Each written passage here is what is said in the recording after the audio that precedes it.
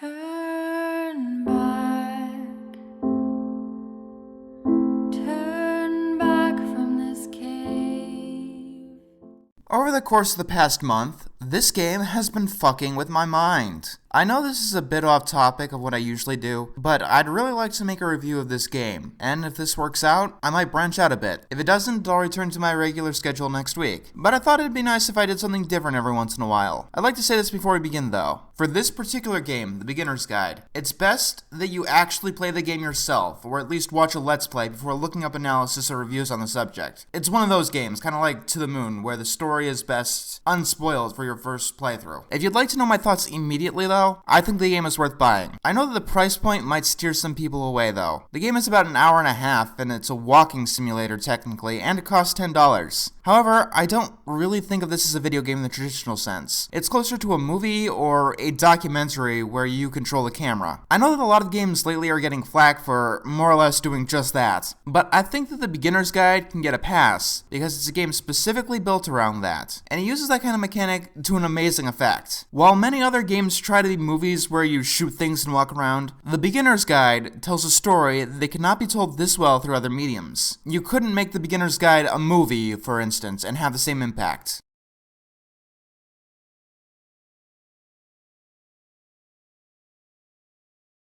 Have you ever wondered when watching a movie or playing a game or reading a book, and you come across something particularly funny, weird, or disturbing? Just what was the creator thinking? What would possess them to put something like that in their work? The Beginner's Guide is about those kind of questions. It brings them up and dissects them viciously.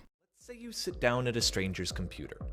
You start opening up files and looking through stuff, and eventually you come to a folder that just says, My Work. So you open it, and you click on a random file, and it's a video game that looks like this.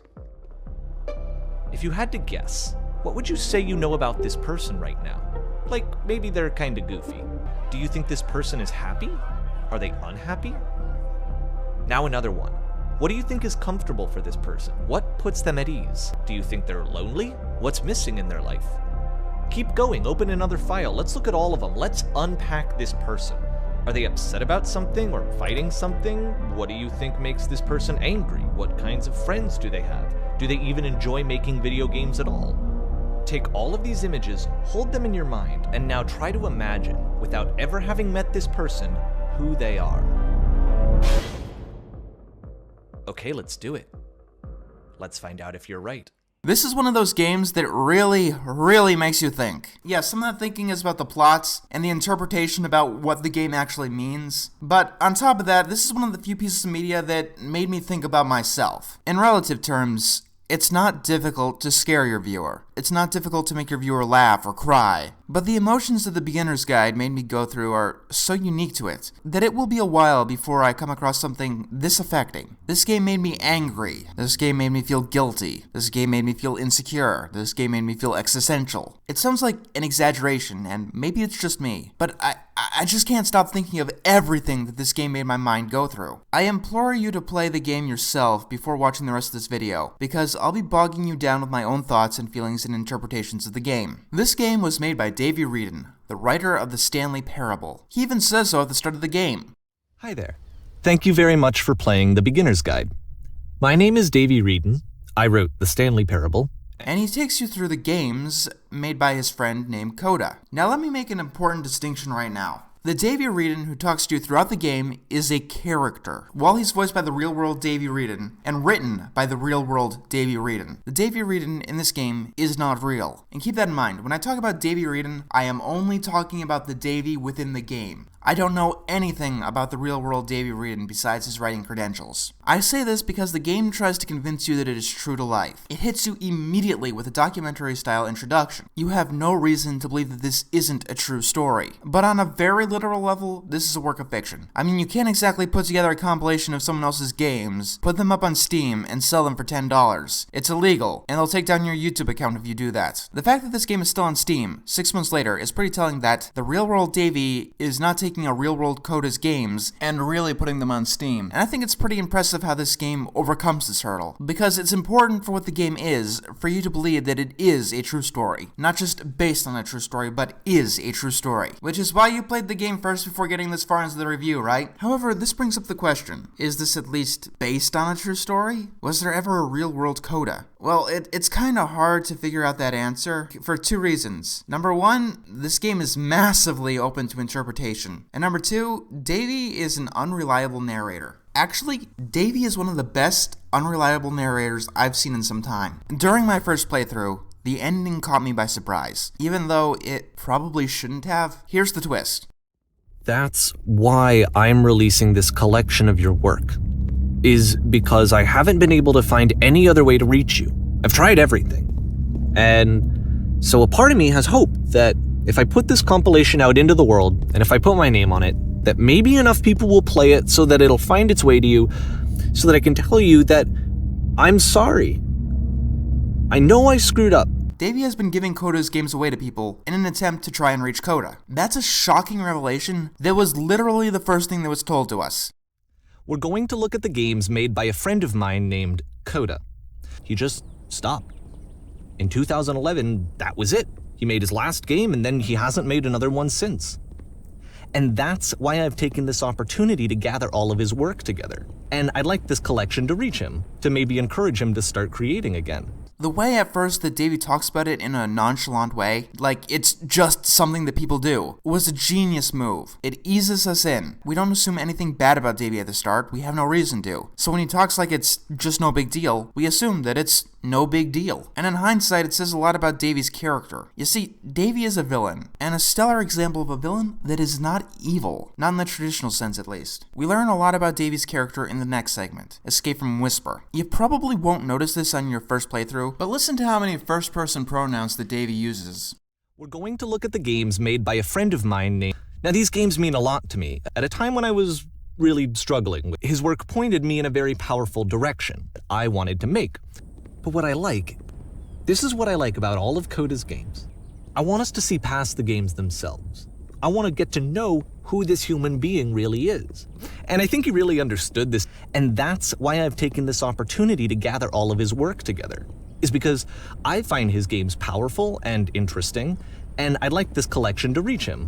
I love how you can see the bottom of the universe from this room. Apparently, this space station has a labyrinth on it.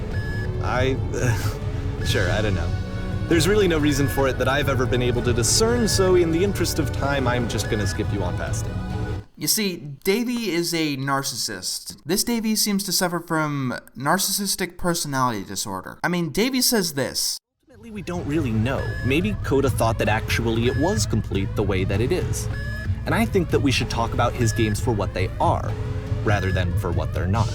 Then within the same level, he teleports you past a labyrinth because he couldn't find meaning in it. That's not exactly appreciating Coda's work for what it is. Another thing to note, for the first couple of levels, Davey only says bad things about Coda's games. Escape from Whisper is generic. He points out the flaws and the glitches. In the introduction, he points out that the illusion of the desert town is destroyed. He doesn't seem to focus on the good aspects of each level. The only positive he says for the first couple of levels is how moving Coda's games felt to him specifically.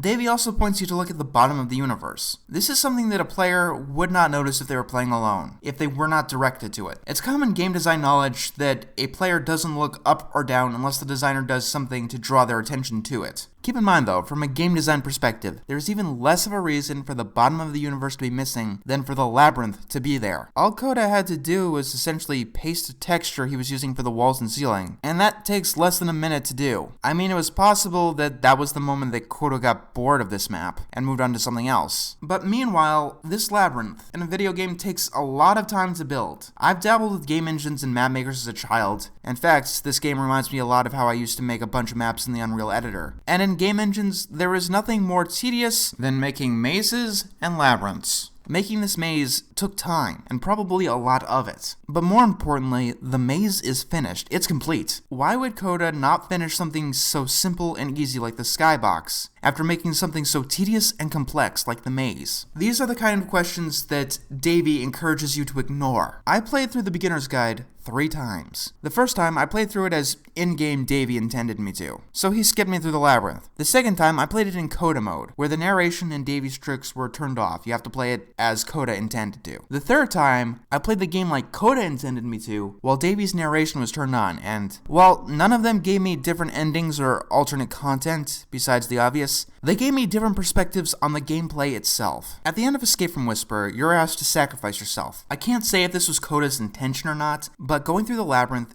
gives your sacrifice weight. When Davey teleports you through the maze, you've done nothing with this life you're given. It has no meaning, and it's disposable. When you get through the maze yourself, you've overcome a trial. There's something to lose, your progress. There's reason to not want to go into the beam and kill yourself. And honestly, it's another hint that this Davey is a character, not the real-world Davey. A real-world game designer would probably know something like that. After this, though, Davey says some interesting things.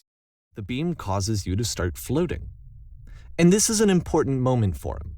Because yes, this is technically a glitch, but Coda identifies something human about it, like how small it makes you feel in the face of this larger chaotic system. Or this floating could be the afterlife, a peaceful place, juxtaposed against all of the hysteria that you've just had to traverse.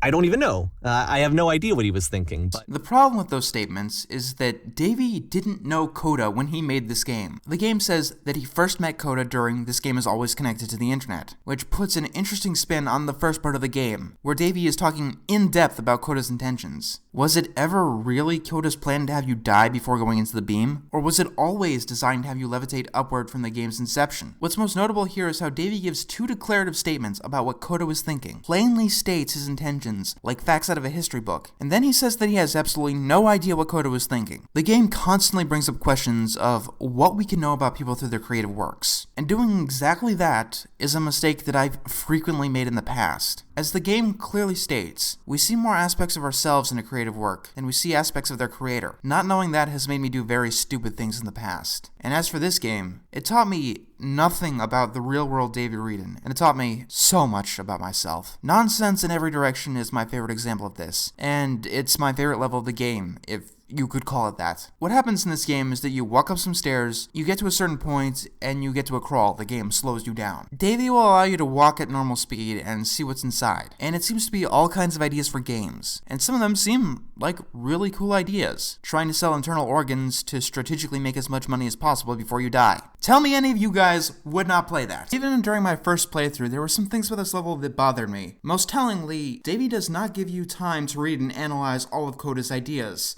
Almost like he doesn't really care about Coda at all. There's also some whispering that Davey is incredibly dismissive of. When you go behind the stone pillars, he point blank tells you that there's nothing there. But there's a lot of nothing in other areas of the game that Davey doesn't comment on. There are a few other messages from him that you can miss if you do exactly what Davey tells you to, but these only come around when you avoid or go against Davey's interpretations of the game. It makes me think that these whispers, like the labyrinth, were another thing that Davey couldn't find an interpretation about and would rather hide from the audience. I mean, whispering and the word whisper is a common theme in all of Coda's games, but Davey never mentions it once. Ironically enough, in this level, what's whispered is the line, "Do you understand?" Davey says this. Coda would often tell me that he didn't mind if people thought of him as cold or distant. He said that he knew that he was actually a vibrant and compassionate person, but that it takes time to really see that. It can be a very slow climb to get there. This could have been told to Davey at some time later, but once again, at this point, Davey did not know Coda. And also, Davey makes a lot of assumptions about this level. At the end of the game, it's revealed that Coda didn't tell Davey anything about the games or what they really mean. I'm sorry that I had to cut this video short. Right now, I'm under a time limit. I can only upload videos of 15 minutes or less. So I had to cut this video into several parts. It's going to be at least 3, and the next parts should be up in a couple of days or so. Please tell me, what do you think? Do you want more of this content or what?